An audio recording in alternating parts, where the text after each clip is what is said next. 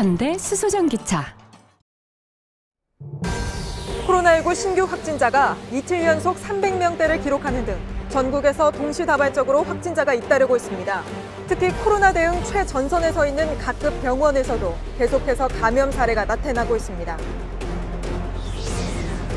교회 성경 공부 모임에서 코로나 확진자가 나왔는데 여기에는 서울시청 공무원도 포함돼 있었습니다.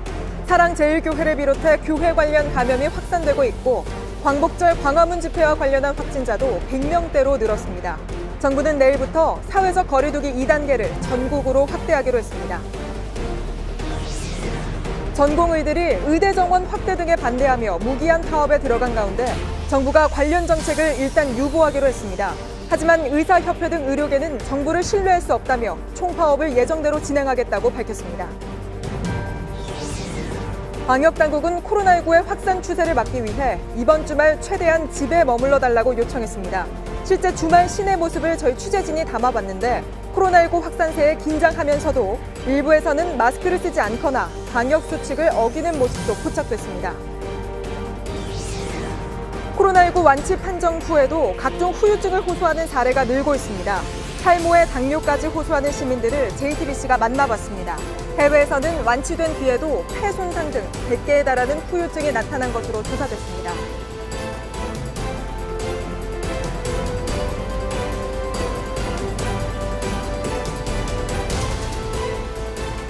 시청자 여러분, 뉴스룸을 시작하겠습니다. 332명. 하루 사이 새로 코로나19에 감염된 사람 수입니다. 어제에 이어 이틀 연속 300명 넘게 나오고 있습니다. 지난 열흘 동안의 추이를 좀 보면 확진자 수는 약 6배로 불어났고 최근 들어서는 거의 매일 수백 명씩 나오고 있죠. 지역별로 나눠보면 상황은 더 심각합니다. 서울과 경기에서 새로 나온 확진자는 모두 223명인데 여기를 뺀 나머지 지역 역시 확진자 수가 100명이 넘어가고 있습니다. 이제 코로나19 확산세가 서울과 경기 지역을 넘어 전국으로 퍼져나가고 있다는 뜻입니다. 결국 방역당국은 내일부터 사회적 거리두기 2단계를 전국으로 확대 적용하기로 했습니다. 그만큼 상황이 심각한 건데 오늘은 특히 방역당국이 코로나로부터 꼭 지켜내야 한다고 강조하던 병원들이 잇따라 뚫렸습니다. 대형 병원의 감염병 전담 병원까지 확진자가 나왔는데 오늘은 이 소식부터 강현석 기자가 전해드리겠습니다. 경기도 성남에 있는 분당 차병원 진료가 전면 중단됐습니다. 이 병원 암센터에 입원한 60대 환자 한 명이 오늘 새벽 코로나19 확진 판정을 받았기 때문입니다. 병원 측은 입원 병동을 폐쇄한 데 이어 진료를 전면 중단했고 병원 출입도 금지시켰습니다. 서울의 대형 병원인 아산병원에서도 이비인후과에서 근무하는 간호사 한 명이 확진 판정을 받아 병원 일부가 폐쇄됐습니다. 확진자인 시어머니와 접촉한 남편을 통해 감염된 것으로 추정됩니다. 경남에서도 마산의료원의 한 간호사가 확진 판정을 받으면서 응급실이 폐쇄됐고 경기도 양평병원의 직원 한 명이 확진 판정을 받으면서 병원 출입이 전면 금지됐습니다. 방역당국에 따르면 지금까지 코로나19에 감염된 의료진은 137명에 달합니다. 선별진료소 등에서 환자 접촉으로 감염된 인원이 14명, 일반 진료나 병원 집단 발병으로 감염된 사람이 123명입니다. 의료진 감염이 우려스러운 건 코로나19 대응의 최전선인 병원 진료가 차질을 빚기 때문입니다. 의료진이 만약 감염이 되면 해당되는 의료기관이 일정 시간 환자 진료를 못 보는 상황으로 가기 때문에 상당히 위험하고 또 저희가 반드시 막아야 될 그럴 장소이기도 합니다. JTBC 강현석입니다. 전광훈 목사의 사랑제일교회 관련 확진자는 이제 800명에 육박합니다. 이 교회 말고도 다른 여러 교회에서도 감염된 사람이 계속 나오고 있습니다. 서울시청 공무원도 성경 공부 모임에 갔다가 감염된 것으로 드러났는데요. 내일이 또 일요일이죠. 현장 예배가 금지됐고 또 모임도 할 수 없지만 특히 조심해야 할 때입니다. 교회 상황은 정진명 기자가 정리했습니다. 성경 공부 모임은 지난 15일 오전 10시부터 오후 4시까지 있었습니다. 참석자 79명 중 확진자가 5명 나왔습니다. 당시 모임에 참석했던 서울시청 공무원도 확진 판정을 받았습니다. 지난 15일 있었던 모임은 정부 차원에서 종교 행사와 모임을 자제하라는 당부가 있었던 때입니다. 서울시 공무원이 작지 않은 규모의 종교 모임에 참석했고 집단 감염까지 발생하면서 책임을 피하기 어렵게 됐습니다. 위반을 하게 되어지면은 해당 공무원에 대해서는 엄중 문책할 것까지 알려준 상황입니다. 서울 동대문구 선별진료소에 시민들이 줄을 서 있습니다. 순복음 강북교회에서 어제 잇따라 확진자가 나오면서 진단검사를 하고 있는 겁니다. 확진자는 교회 관계자와 가족 등 6명입니다. 오늘과 내일 교인 1000여 명에 대한 검사가 실시되고 역학조사가 이루어집니다. 어제 한 명의 확진자가 나왔던 인천 갈릴리 장로교회에서는 오늘 추가로 20명이 확진 판정을 받았습니다. 서울 사랑제일교회는 오늘 확진자가 64명 추가돼 누적 확진자가 796명에 이릅니다. 사랑제일교회와 관련한 2차 전파는 수도권 7곳의 교회로 확대됐고 이 교회들의 확진자들도 60명이 넘었습니다. 수도권 교회를 중심으로 확진자가 늘어나고 있는 겁니다. 방역당국은 내일 예배는 물론 교인들의 각종 만남이나 모임을 취소하거나 비대면으로 전환해달라고 요청했습니다. JTBC 정진명입니다. 지난 광복절에 있었던 광화문 집회 참석자들 중에서도 확진자가 계속 나와 이제 100명을 넘어섰습니다. 이 집회에 참석했던 70대 부부도 확진 판정을 받았는데 함께 사는 딸과 사위, 어린 손녀까지 모두 감염됐습니다. 방역당국이 당시 광화문에 머문 5만 명의 휴대전화 번호를 파악해 추적 중인데요. 문제는 아직 검사를 안 받은 사람이 3만 명이 넘어서 여기서 확진자가 더 늘어날 가능성도 있다는 겁니다. 이호진 기자입니다. 지난 광복절 광화문 집회에 참석한 70대 A씨 부부. 파주에 사는 A씨 부부는 닷새 뒤인 지난 20일 인근 고양시 선별진료소를 찾았고 어제 확진 판정을 받았습니다. 본인이 그 집회 참석했으니까 이제 계속 나오니까 이제 온 거죠. 잡아서 증상이 없었지만 온 거죠. 하루가 지난 오늘 오전 9시엔 A씨 부부와 함께 사는 딸과 사위, 어린 손녀가 확진 판정을 받았습니다. 딸 부부는 어제부터 근육통 등 증상이 있었으며 손녀는 무증상인 것으로 알려졌습니다. 이들 가족에 대한 역학조사는 진행 중입니다. 광화문 집회와 관련한 누적 확진자는 하루 동안 33명이 추가돼 104명으로 늘었습니다. 문제는 당시 집회에는 전국에서 온 참석자들이 있었다는 겁니다. 증상이 며칠 뒤에 나타난다는 점을 감안하면 광화문 집회발 코로나19가 앞으로 전국으로 확산될 가능성도 배제할 수 없습니다. 더 큰 문제는 일부에서 아직도 검사를 피한다는 점입니다. 역학조사에 협조를 하지 않으시거나 검사에 참여하지 않는 것이 얼마나 큰 피해를 방역 당국은 기지국 사용 정보를 토대로 집회 현장에 있었을 것으로 추정되는 약 5만 명의 명단을 확보해 코로나19 진단 검사를 받으라고 통보한 상태입니다. JTBC 이호진입니다. 코로나 상황 시 연결해서 현재 상황과 정부 방역 대책을 좀 더 자세히 짚어보겠습니다. 윤재현 기자가 나가 있습니다. 자, 윤재현 기자, 지금 코로나19 확진자 숫자가 계속 늘어나고 있는 것도 걱정인데요. 어디서 감염됐는지 정확히 알 수 없는 깜깜이 감염이라든지 위중, 중증 환자 수가 늘어나는 거 이런 것도 더 걱정인데 어떻습니까?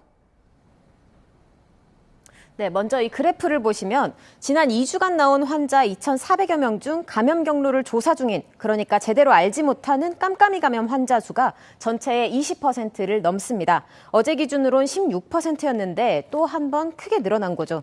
이 숫자는 정부가 깜깜이 감염 통계를 내기 시작한 4월 이후 최대치고 정부가 갖고 있는 감염 관리 목표치인 5%보다 한참 높은 숫자입니다. 깜깜이 확진자 비율이 높으면 감염 경로를 추적하기가 어렵고 그만큼 방역 관리도 힘들어질 수밖에 없습니다.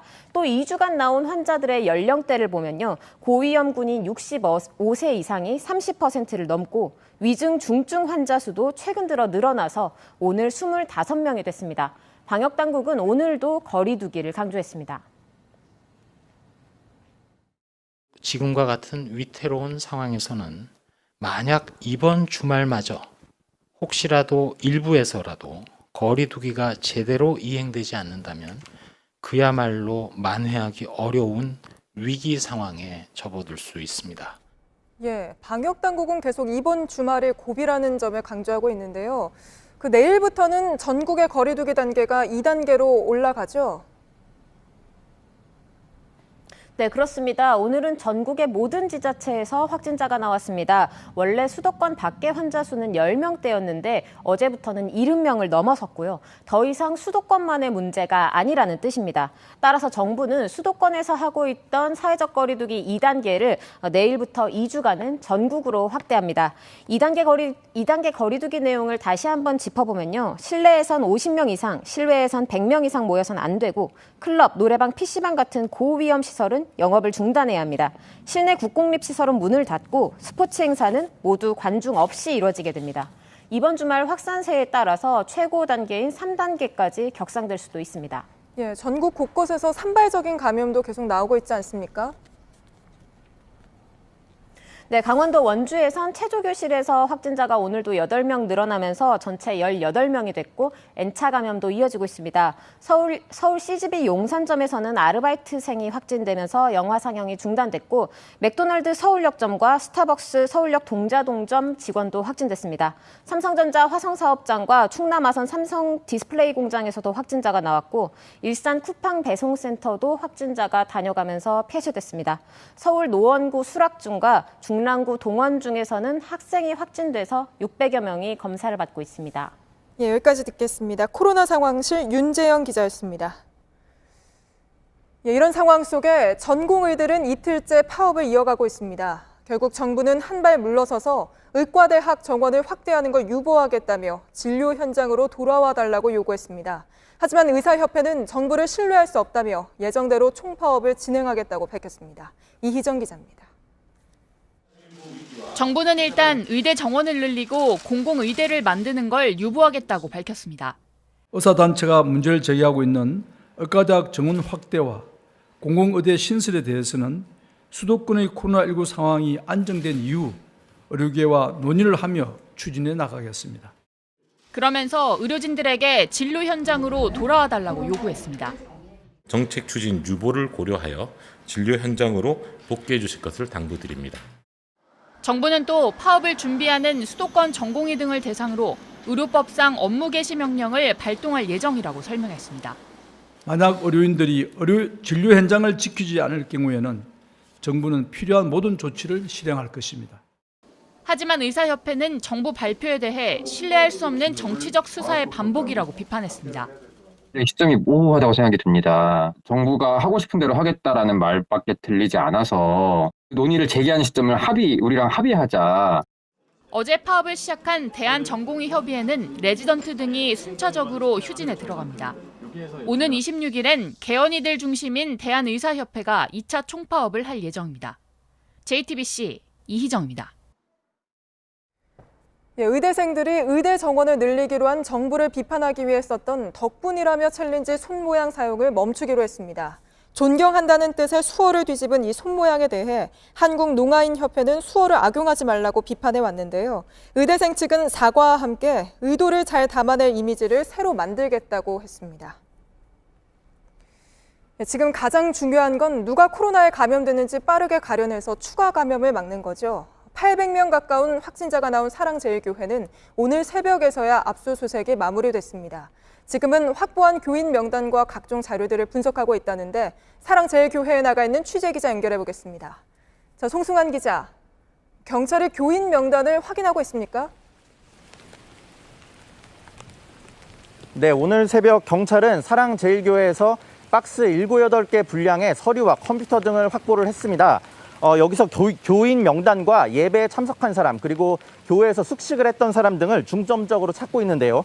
앞서 사랑제일교회가 교회와 관련 있는 사람이라며 4천여 명의 명단을 냈지만 실제로 보니 교인이 아닌 사람들이 많이 확인이 됐었죠. 이 때문에 이번에 확보한 명단에서 검사를 추가로 받아야 하는 교회 관계자를 더 찾아내고 교회 측이 고의로 허위 명단을 낸 건 아닌지 확인하기 위해서 대조 작업을 펼치고 있습니다.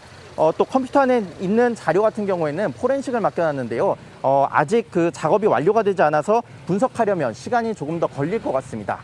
예, 경찰 압수수색이 끝나고 바로 서울시 역학조사도 이어지지 않았습니까? 그거는 좀 성과가 있었습니까? 네, 서울시는 사랑제일교회에서 역학조사를 하다가 광화문 집회를 계획한 내용의 회의록을 찾았습니다. 그동안 사랑제일교회는 교인들에게 광화문 집회에 참석하라고 독려하거나 계획하지 않았다고 말했었죠. 정광훈 목사가 무대에 올라간 것도 잠시 연사로 초청을 받아서 5분 정도 연설만 한 것이다 이렇게 주장을 해왔습니다. 그런데 서울시가 이번에 광화문 집회를 계획한 내용이 담긴 회의록을 확보를 한 겁니다. 서울시는 이 문건을 바탕으로 사랑제일교회와 광화문 집회의 연관성을 규명하고 또 집회에 참석한 교인들도 추가로 확인을 할 계획입니다. 예, 오늘 그 사랑제일교회 주변은 좀 어떻습니까? 여전히 교인들이 많이 있습니까?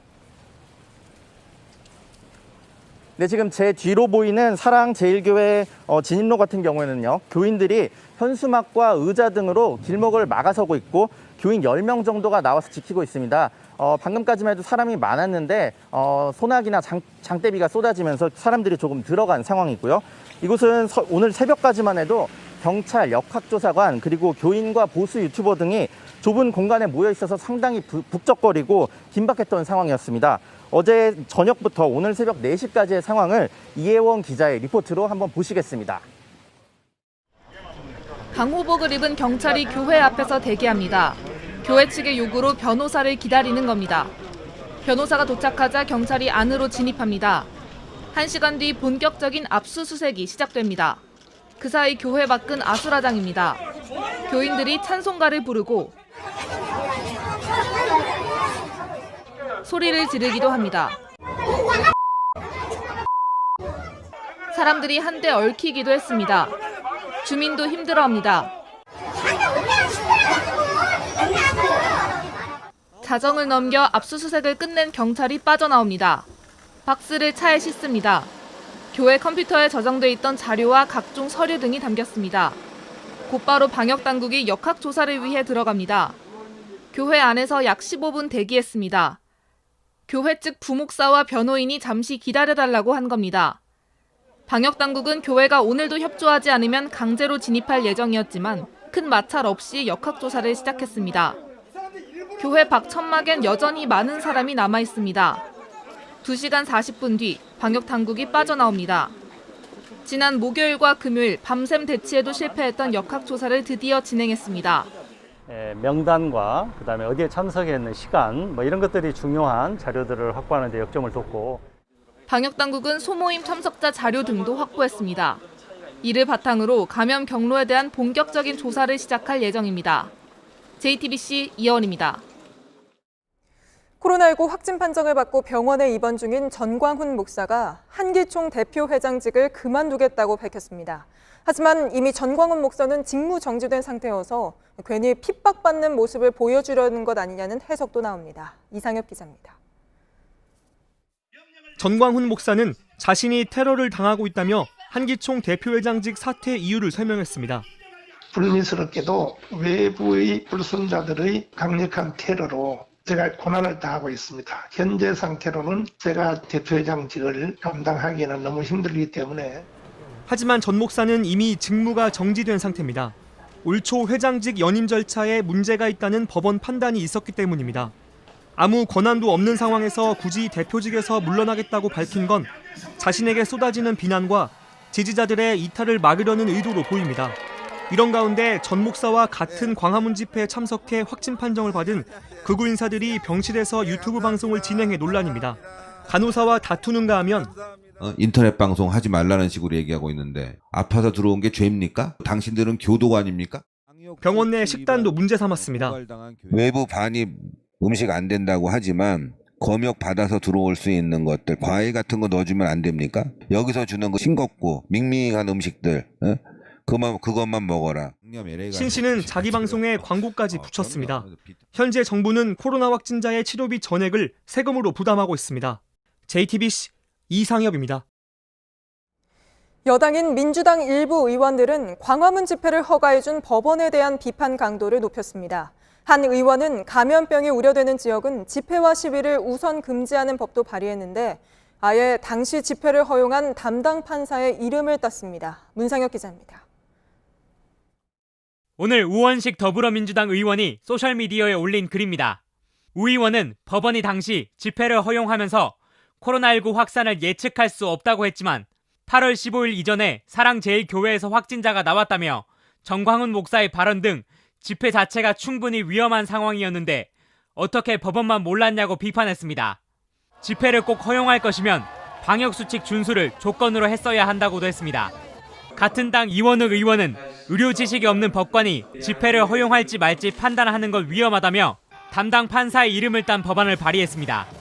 감염병법에서 집회 제한 조치가 내려진 지역, 재난안전관리법에서 재난지역으로 지정된 곳에선 집회와 시위를 우선 금지하는 내용이 담겼습니다.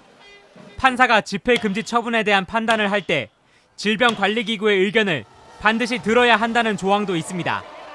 그제 청와대 국민청원에 올라온 8.15 광화문 시위를 허가한 판사의 해임 청원 글은 이틀 만에 벌써 20만 명을 넘어섰습니다. JTBC 문상혁입니다.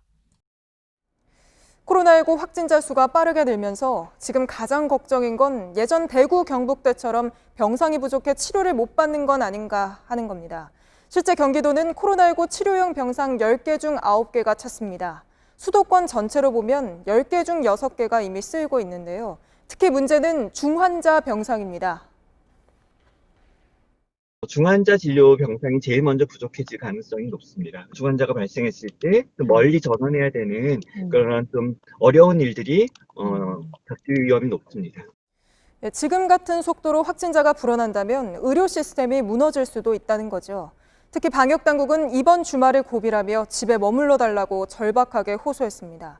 하지만 오늘도 쇼핑몰 그리고 제주공항 등은 사람들로 붐볐고 대부분은 방역수칙을 잘 지켜줬지만 아예 마스크를 쓰지 않은 사람들도 눈에 띄었습니다. 김지성 기자가 시내를 둘러봤습니다. 오늘 오후 서울의 한 쇼핑몰. 주말을 맞아 에스컬레이터와 패스트푸드점, 전자제품 전시장이 시민들로 북적입니다. 대부분은 방역수칙을 따랐습니다. 체온 한번 볼게요. QR코드로 출입 인증도 합니다. 점원들은 손님들이 떠난 자리를 수시로 소독합니다. 하지만 여전히 방역의 느슨한 모습도 눈에 띕니다. 마스크를 턱에만 걸친 채 돌아다니거나 빈자리 없이 가득 찬 카페에선 아예 마스크를 쓰지 않고 이야기도 나눕니다. 저는 엄청 불안하게 생각해요. 혹시 내가 걸리면 서로가 좀 협조했으면. 서울의 또 다른 쇼핑몰도 상황은 비슷합니다. 마스크를 쓰지 않고 대화를 나누는 시민들을 쉽게 볼 수 있습니다. 오늘 제주공항은 막바지 휴가철을 맞아 관광객들로 붐볐습니다. 하지만 거리 두기는 제대로 지켜지지 않았습니다. 이번 달 들어 제주도를 찾은 관광객은 지난해 같은 기간보다 오히려 더 늘었습니다. 제주도는 관광객들도 의심 증상이 나타날 경우 바로 선별진료소를 찾아야 한다고 당부했습니다. JTBC 김지성입니다. 인천에서는 한 버스기사가 코로나 검사를 받고도 계속 버스를 몰다가 확진 판정을 받은 뒤에야 운전대를 놓은 것으로 드러났습니다.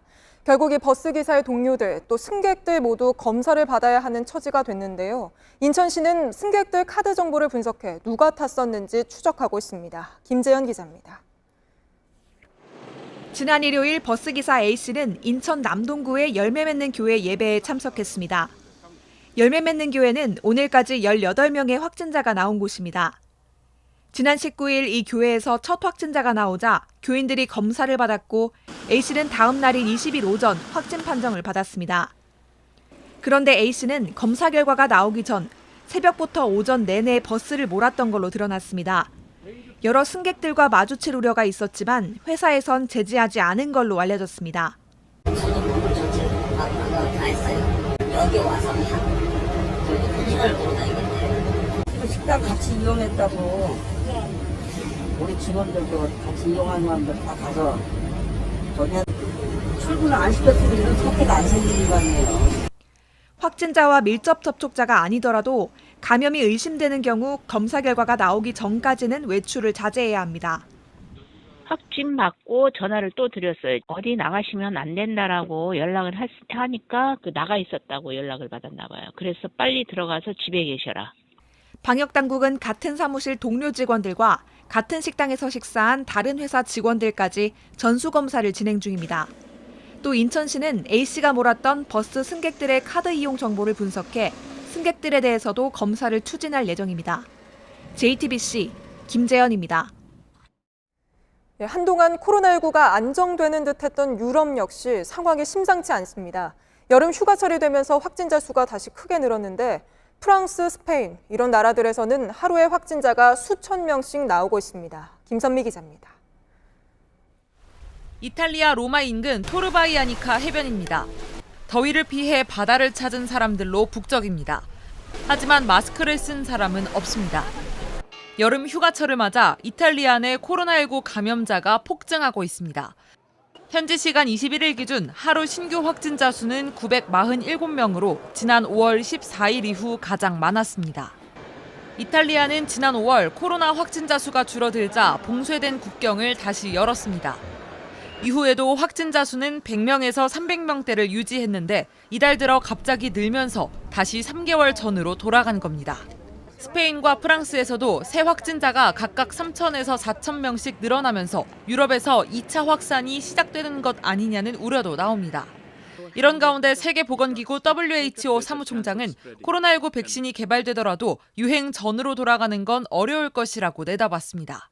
Even if we do have a vaccine, it won't end the pandemic on its own. We must all learn to control and manage this virus using the tools we have now. JTBC 김선미입니다. 미국에서도 최근 확진자가 매일 수만 명씩 나오고 있습니다. 그런데도 트럼프 대통령은 우리나라와 뉴질랜드, 그러니까 코로나를 잘 막아낸 것으로 꼽히는 두 나라를 콕 집어서 거기도 끝났다고 했습니다. 미국이 잘 대처하고 있다는 주장을 하려는 의도인데 뉴질랜드 총리가 미국은 신규 확진자가 4만 명 넘게 나오고 있지만 뉴질랜드는 11명이라며 조목조목 반박에 나섰습니다. 정재훈 기자입니다. New Zealand, it's over. South Korea, it's over. It's over. 트럼프 대통령은 최근 코로나19 모범 방역국으로 꼽혀온 뉴질랜드와 한국 등을 깎아내렸습니다. 미국이 코로나 대응을 잘하고 있다는 주장을 펼치기 위해서였습니다. 뉴질랜드 현지 언론은 트럼프 대통령의 뉴질랜드 깎아내리기 발언이 이번 주 들어서만 3번이 있었다고 보도하기도 했습니다. 저신다 아던 뉴질랜드 총리는 트럼프 대통령의 발언에 대해 조목조목 반박했습니다. Look, I think everyone can see that in New Zealand, today we're talking 11 cases, whereas the United States has been dealing with over 40,000 cases. 또 인구 100만 명당 코로나 환자 수도 비교하며 제시했습니다. The United States has 16,563 cases per million people. We have 269 cases per million people.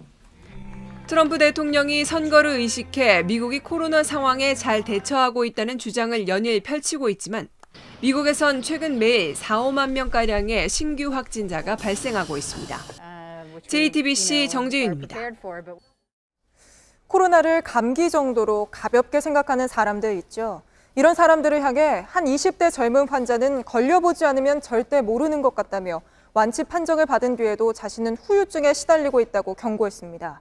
적지 않은 사람들이 코로나에서는 벗어났지만 당뇨의 탈모까지 다른 증상으로 여전히 고통받고 있는데요. 서영지 기자가 만나봤습니다. 60살 강모 씨는 지난 5월 말 코로나 확진 판정을 받았습니다. 9일 동안 병원에서 약을 먹으며 잤습니다. 깨어나고 나니까 온몸을 다 팔도 침대에다가 테이프를 해놓고 발도 그렇게 해놓고 정말 이번에는 정말 죽는구나 그런 걸 너무 실감 많이 했어요. 20일 만에 완치 판정을 받긴 했지만 전에 없던 당뇨와 피부병이 생겼습니다. 스테로이드를 많이 쓰니까 당뇨 같은 것도 오고 330까지 당이 올라가지고 나중에는 이제 인슐린도 한 번 맞았었어요. 그러니까 얼굴에도 뭐 조그만 알갱이 같은 게 굉장히 많이 생겼었어요.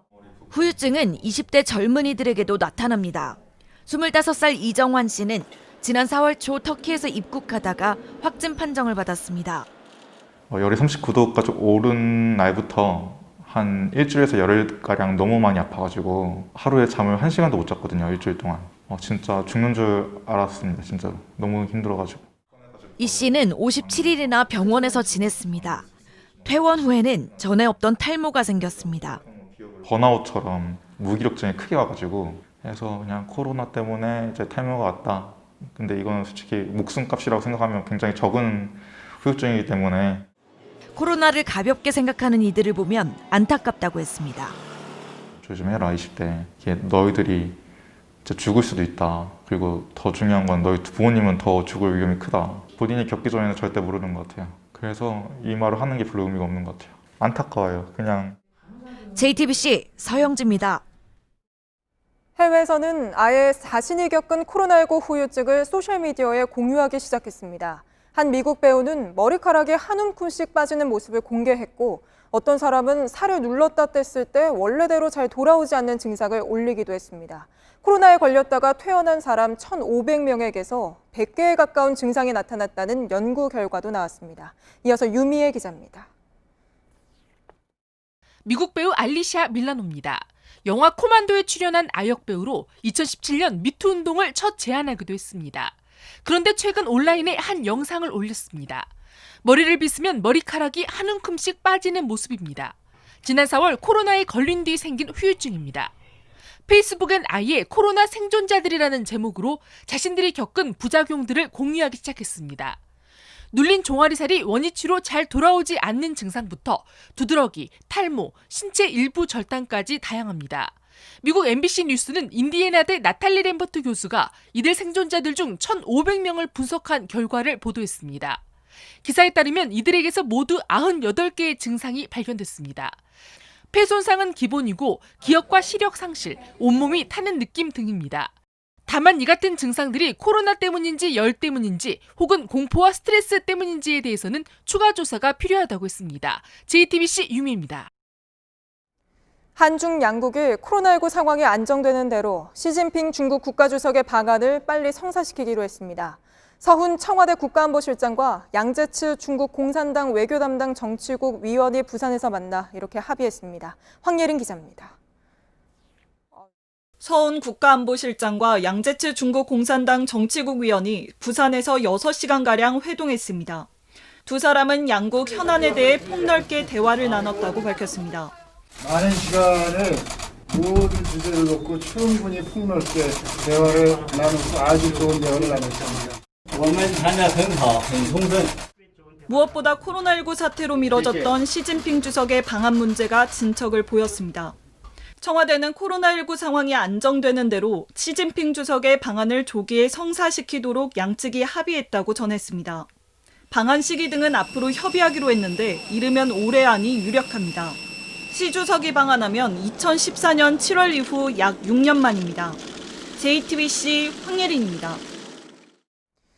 아파트가 준공되기 전에 사전 점검이라는 걸 합니다. 집에 하자는 없는지 앞으로 살게 될 사람들이 직접 꼼꼼하게 살펴보는 건데요. 한 업체에서 코로나19를 이유로 선착순 예약만 받고 6시간 안에 다 살펴보라고 해서 논란입니다. 코로나19 때문이라면 사전 점검 기간을 늘리면 되는데 사실상 사전 점검을 유명무실하게 만들었다는 지적입니다. 안태훈 기자입니다. 서울 신길동의 힐스테이트 아파트입니다. 준공이 한두 달밖에 안 남은 상황인데요. 입주 예정자들에게 최근 이런 사전 점검 안내문을 보내서 문제가 되고 있습니다. 선착순 사전 예약자만 받고 점검은 한 번밖에 못한다고 되어 있습니다. 선착순 명단에 못 들면 사전 점검을 아예 못한다는 얘기입니다.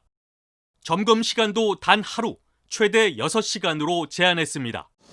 입주 예정자들은 비전문가가 하자를 찾아내기엔 너무 짧은 시간이라고 반발합니다. 여태까지 계속 무조건 하루만 실시했다. 니네가 받아들여라. 이렇게 하는 거는 입주자 입장에서는 굉장히 감당치 못한 처사라고 생각합니다. 건설사 측은 코로나19 예방을 위해 어쩔 수 없다는 입장입니다. 확진자가 나오기라도 하면 입주가 늦어질 수 있다고 했습니다. 하지만 입주 예정자들은 지나친 우려라고 반박했습니다. 자신이 입주할 집을 주로 보기 때문에 출입구와 안내 창구 정도만 관리하면 서로 동선이 겹치지 않는다는 얘기입니다. 공공분양 주택의 경우 입장 인원을 제한하는 대신 점검 기간을 늘려 3, 4일은 충분히 돌아볼 수 있게 합니다. 정부는 적어도 이틀은 사전 점검을 할 수 있도록 법을 개정해 내년부터 시행할 예정입니다. JTBC 안태훈입니다. 오늘 오후 2시 15분쯤 인천시 서구 정서진 인근 해상에서 용오름이 2개 목격됐습니다. 용오름은 따뜻한 바다 위를 지나가는 찬 공기가 상승 기류를 만들어 바닷물을 끌어올리는 현상입니다. 용오름은 10여 분간 이어졌습니다. 세계 최고 품질로 손꼽히는 이탈리아 와인이 코로나19로 판매량이 줄자 손세정제 제조에 활용될 것이라고 이탈리아 현지 언론들이 보도했습니다. 이탈리아 정부는 팔리지 않는 와인 7천만 병을 이용해 알코올 함량 92%의 손세정제를 만들 예정입니다. 어제 오후 공개된 방탄소년단의 첫 영어 신곡 다이너마이트 뮤직비디오가 유튜브에 공개되자마자 최다 신기록을 세웠습니다. 미국 언론에 따르면 이 뮤직비디오가 공개되는 순간 동시 접속자는 최소 300만 명으로 역대 최고를 기록했습니다. 1970, 80년대 미국 캘리포니아주에서 여성 50명을 성폭행하고 13명을 죽인 74살 조지프 제임스 디엔젤로가 가석방이 없는 종신형을 선고받았습니다. 미국 캘리포니아주 세크라멘토 고등법원은 현지 시간 21일 괴물 같은 행동을 한 사람은 무고한 이들을 결코 해칠 수 없는 곳에 갇혀 있어야 한다며 선고 이유를 밝혔습니다. 장마가 끝나고 더위가 찾아오나 싶었는데 오늘 일부 지역에서 갑작스럽게 폭우가 쏟아지면서 또 침수 피해가 났습니다. 서울은 호우주의보가 발령된 가운데 강한 소나기가 내리기도 했습니다. 게다가 오늘 오전에 대만 인근에서 태풍이 발생했는데요. 다음 주 목요일 매우 강한 비바람과 함께 우리나라를 관통할 것으로 보입니다. 윤도혜 기자입니다. 천둥 소리와 함께 강한 비가 쏟아집니다. 차량 10대가량이 물에 잠겼습니다. 소방관이 다니며 고립된 사람이 있는지 확인합니다. 오늘 오후 대전 문화동에 15분 동안 25.5mm의 비가 내리는 등 갑작스런 폭우가 내렸습니다. 비가 엄청 오더니 막 차들이 다 비상 깜빡이를 켜고 달릴 정도로 비 안 보였어요. 강원 영서와 충청도, 전북 등에 내일도 비가 옵니다. 곳에 따라 시간당 30mm의 비가 갑자기 쏟아지는 곳도 있겠습니다. 오늘 오전엔 대만 부근에서 태풍 바비가 발생했습니다. 기상청은 매우 강한 세력을 유지한 채 우리나라에 상륙할 것으로 보고 있습니다. 기상청에 따르면 수요일 오전 제주 서귀포시 해상으로 다가와 낮에 제주를 근접해 통과합니다. 이후 순천 인근으로 상륙한 뒤 목요일 오전 9시엔 대구 왼편을 지나며 우리나라 내륙을 관통하게 됩니다. 제주에 근접했을 땐 중심기압 960헥토파스칼, 최대 풍속이 초속 39m로 예상됩니다. 태풍의 강도와 경로가 2002년 124명이 사망한 루사 때와 비슷해 우려가 큽니다. 아직 수해 복구가 끝나지 않은 데다 강한 비바람을 몰고 올 것으로 보여 산사태나 툭대가 무너지는 등의 피해가 없도록 대비해야겠습니다. JTBC 윤두열입니다. 뉴스룸 저희가 준비한 소식은 여기까지입니다. 오늘도 시청해주신 여러분 고맙습니다. Someday, when I'm awfully low, when the world is cold, I will feel a glow just thinking of you in the